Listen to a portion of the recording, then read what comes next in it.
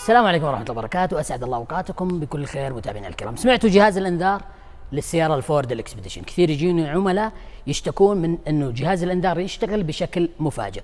راح أشرح لكم اليوم طريقة بسيطة جدا باستخدام الكمبيوتر عشان تعرف جهاز الإنذار قاعد يشتغل بسبب أنه ولدك قاعد يلعب بالريموت، ولا أنه في فعليا مشكلة في السيارة وفي واحد من الأبواب اللي بسببه يتفعل جهاز الإنذار. طبعا في البداية كل سيارة لها نظام، فعلى سبيل المثال في الإكسبيديشن أو في سيارات فورد إذا ضغطنا بالريموت مرتين وأعطاني نغمة واحدة بالهرن، هذا معناه أنه كل الأبواب مقفلة وأمورنا تمام. لكن إذا أعطاني مرتين هرن، هذا دليل على أنه في واحد من الأبواب أو الكبوت أو الشنطة بالشكل هذا إنذارات متقطعة، معناته في واحد من الأبواب أو الكبوت فيه مشكلة. في بعض أنواع السيارات الموضوع يعتمد على الإشارة، فإذا جيت قفلت بالريموت تعطيك إشارة واحدة أو إشارتين، أنت لازم تكون عارف سيارتك. هذه المشكلة بالعادة تحصل بسبب خلل في واحد من أقفال الأبواب أو الشنطة أو الكبوت. فعلى سبيل المثال في السيارة هذه ما في عندنا هنا في المنطقة هذه أي زر ينضغط عشان يعرف أن الباب مقفل، القفل مدمج بداخله السويتش. ولكن بالنسبة للكبوت في له سويتش حوريكم إياها الآن.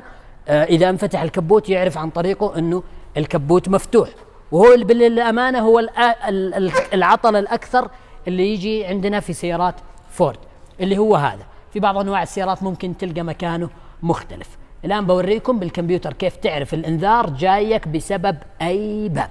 خليكم معنا. طبعا الفكرة باختصار شديد، تدخل على البودي كنترول موديول بأي جهاز فحص وتروح على اللايف داتا، وراح يبين معاك الإنذارات الأكثر تكرارا كانت بسبب إيش. راح أوريكم إياها الآن. لاحظوا أنه بسبب البانيك بانيك بانيك. ليش؟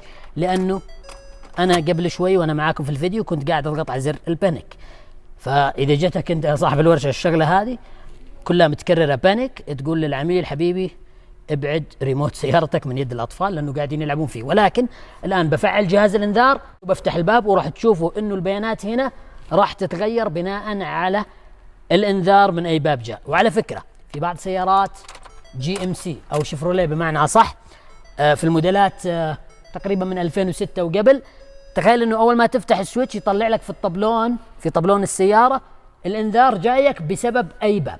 طيب لاحظوا الآن أنا فعلت الإنذار بفتح باب السائق على أنه كأنه الباب عطلان.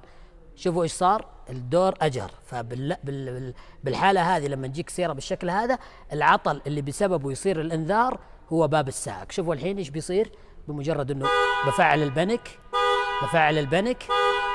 البنك خلاص راح سجلها كلها بنك، فهو يسجل لك عمليات التكرار. الآن لو أفتح باب السائق يلا بيجيبه هنا فوق، وهكذا. على فكرة نفس الكلام ينطبق على حساسات الكفرات. ترى حساسات الكفرات يسجل لك الكمبيوتر اللاست وورنينج من وين جاء، من أي حساس، وش كان سببه، هل ارتفاع درجة حرارة ولا هواء ناقص، وهكذا. طبعا الميزة هذه غير متوفرة في كل السيارات، لكنها متوفرة في السيارات الأمريكية وخصوصا فورد، بحيث أنه تقدر بالضبط تطلع وين السويتش اللي مسوي إزعاج لجيرانك واللي ما هم مخليهم في الليل ينامون باستخدام الكمبيوتر بدون ما تدخل في أي عمليات تخمين.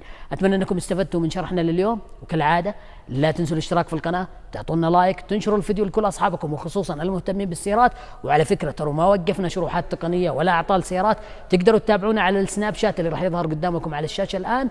بشكل شبه يومي نشرح أعطال وإصلاحات في السيارات، وكمان في عندنا مسابقات إن شاء الله في الفترة القادمة على السناب شات، غالبا راح تبدأ من الأسبوع القادم، فيها هدايا كثيرة ومن ضمنها أجهزة فحص سيارات مقدمة من كمبيوكار. تقريبا عندنا 4 أجهزة راح نبدأ عليها مسابقة، وحياكم الله معنا. في أمان الله.